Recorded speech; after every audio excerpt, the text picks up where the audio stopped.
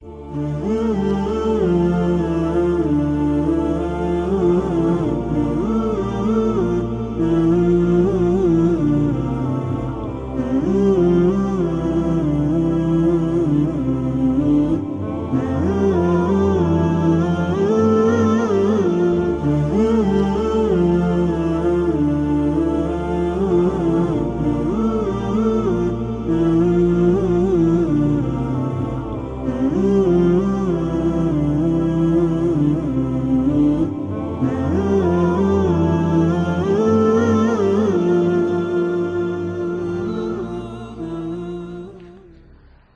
الله الرحمن الرحيم الحمد لله رب العالمين له النعمة وله الفضل وله الثناء الحسن وصلوات الله البر الرحيم والملائكة المقربين على سيدنا محمد أشرف المرسلين وحبيب رب العالمين اللهم علمنا ما جهلنا وذكرنا ما نسينا وانفعنا بما علمتنا وزدنا علما وإنا نعوذ بك من حال أهل النار اللهم وفقنا لما تحبه وترضى وارزقنا الإخلاص لوجهك الكريم اللهم لا سهل إلا ما جعلته سهلا وأنت يا حي يا قيوم تجعل الحزن إذا شئت سهلا رب اشرح لي صدري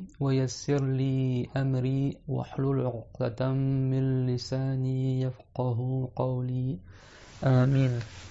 أما بعد, Allah tabaraka wa ta'ala dit dans le Coran honoré وَتَعَاوَنُوا عَلَى الْبِرِّ وَالتَّقْوَى وَلَا تَعَاوَنُوا عَلَى الْإِثْمِ وَالْعُدْوَانِ, c'est-à-dire entraidez-vous pour les œuvres de bien et l'obéissance à Allah, et ne vous entraidez pas pour le péché et la désobéissance à Dieu.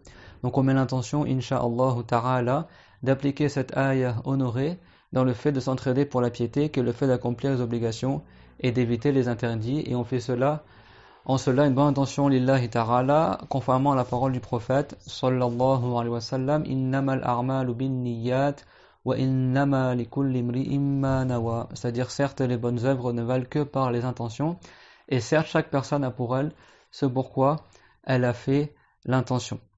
Et bien sûr, la science de la religion, elle se prend par l'apprentissage, tout comme le prophète alayhi salam il a dit فَإِنَّمَا الْعِلْمُ بِالتَّعَلُّمِ, la science ne viendra que par l'apprentissage auprès d'un enseignant digne de confiance. C'est pour ça que, incha'Allah, on a entamé ce cours, masha'Allah, dans le Mukhtasar al-Akhdari, d'accord, dans l'école Imam Malik, concernant les choses essentielles dans la religion.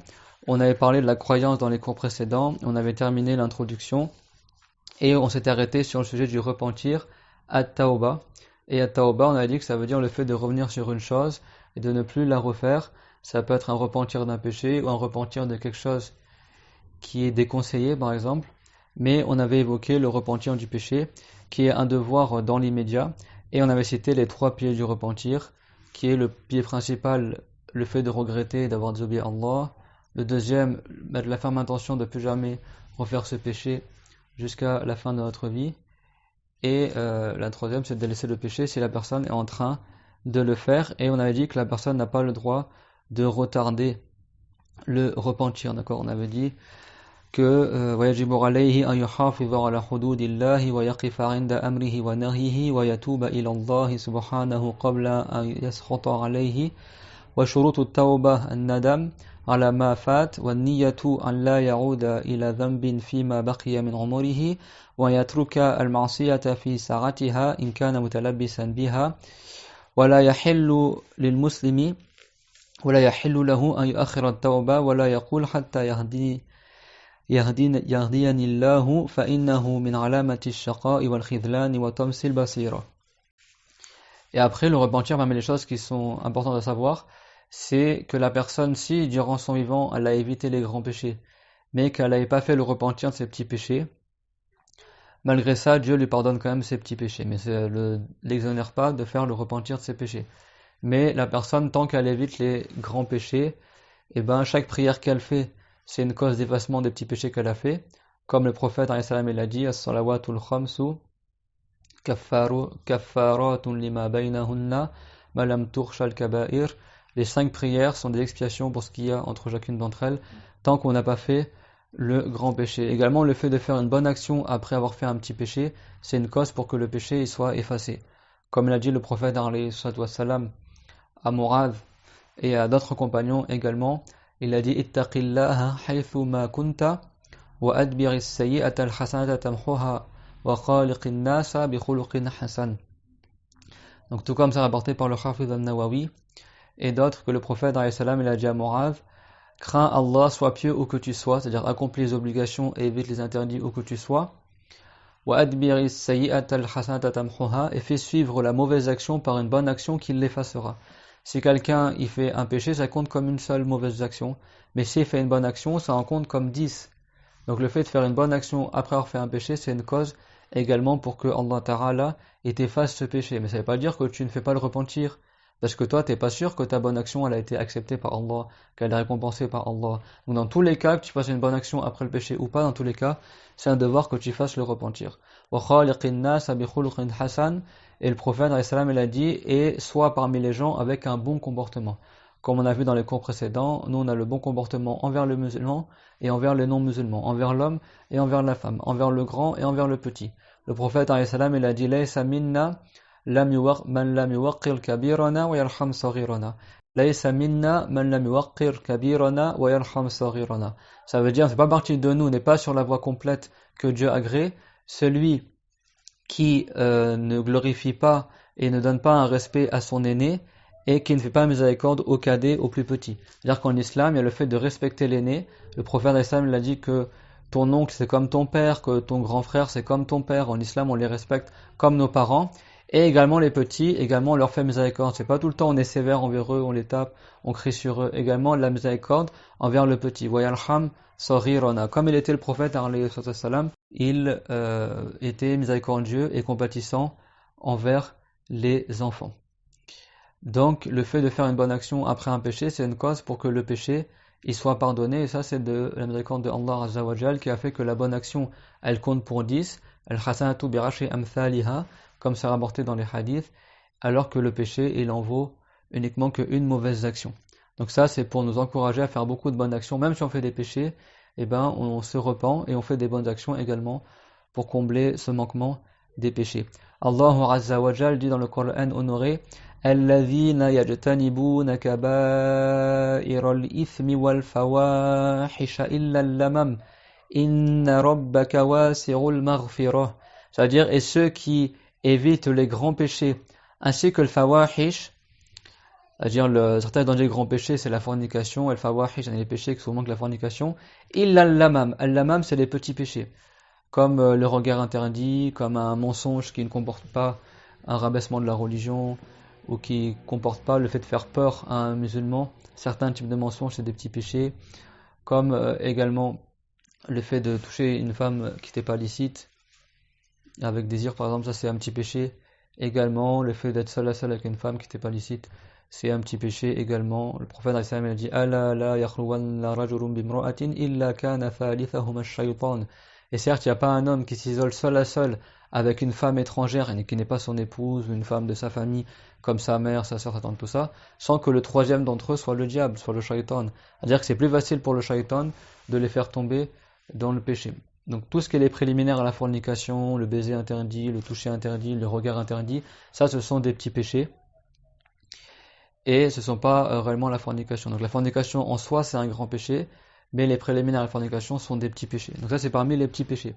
C'est pour ça que le prophète sallallahu alayhi wa sallam a dit Inna Allah kataba ala ibni Adam hazzahu min az-zina mudrikun dhalika la mahala. C'est-à-dire certes Dieu l'a prédestiné pour le fils de Adam sa part de zina, de fornication, et la personne elle atteindra cette part-là sans aucun doute.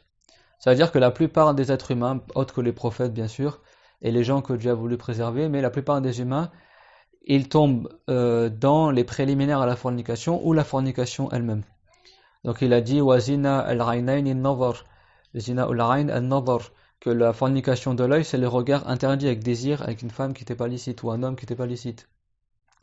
Wa zina al-yad al-batash, et le zina de la main c'est le fait de toucher, du toucher interdit, Wa zina al-rijli al-khuta, et le zina du pied, c'est le fait qu'il marche pour aller faire la fornication. Et après, il a dit wa zina al-fam al-qubal, et le zina de la bouche, c'est de faire le bisou qui est interdit à une femme qui n'était pas licite, ou un bisou avec désir avec quelqu'un que je ne peux pas te marier avec lui. Et après, il a dit dans la fin du hadith, wal farju yusaddiqu dhalika aw yukadhibuhu, et après le sexe de la personne, bah soit il confirme le zina, ou soit il le dément. C'est-à-dire que soit, après tous ces préliminaires-là, il finit par faire réellement la fornication, qui est le fait qu'il rentre, son sexe dans le sexe de la femme, par exemple, qu'il n'est pas licite, une femme hors mariage et qu'il n'est pas licite pour lui, ou un homme, si c'est avec un homme, ou soit il ne le fait pas. Ça veut dire que tout ce qui était avant l'acte sexuel était des préliminaires à la fornication, était des préliminaires à la fornication, mais le prophète il l'a nommé zina parce que ça conduit au zina. C'est pas réellement le zina, le fait de faire un bisou interdit à une femme, c'est pas la fornication. Fornication, c'est l'acte sexuel, le rapport sexuel interdit uniquement. C'est ça le grand péché. Tout ce qui est avant, c'est des petits péchés. D'accord? Donc ça reste quand même interdit. Et ça pendant les hadiths, comme on l'a vu, que le pire péché après la mécréance et le meurtre, c'est la fornication. Donc si quelqu'un il évite les grands péchés comme boire de l'alcool, manger du porc, tuer un musulman injustement, consommer l'usure, le riba, la fornication, etc. Mais qu'il fait des petits péchés qu'on appelle al-lamam, et qui meurt sur ça sans se repentir, alors qu'à la base il devait se repentir mais il ne s'est pas repenti, et bien quand même Dieu lui pardonne. Ça c'est parmi la miséricorde de Allah Azza wa Jal.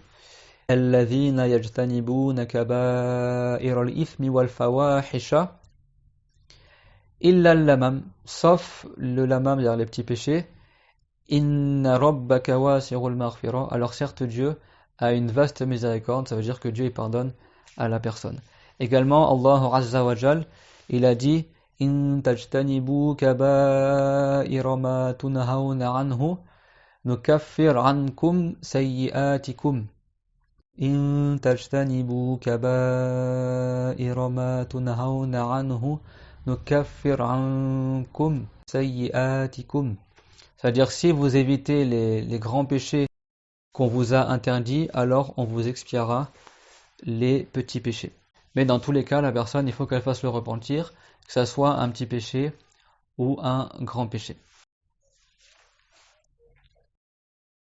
Donc la personne, elle n'attend pas que Dieu le guide pour se préserver des péchés et de faire le repentir, parce que comme on a dit, فَإِنَّهُ مِنْ عَلَامَةِ الشَّقَاءِ وَالْخِذْلَانِ وَطَمْسِ الْبَصِيرَةِ, c'est parmi les signes que la personne ne sera pas agréée par Allah Azza wa Jal.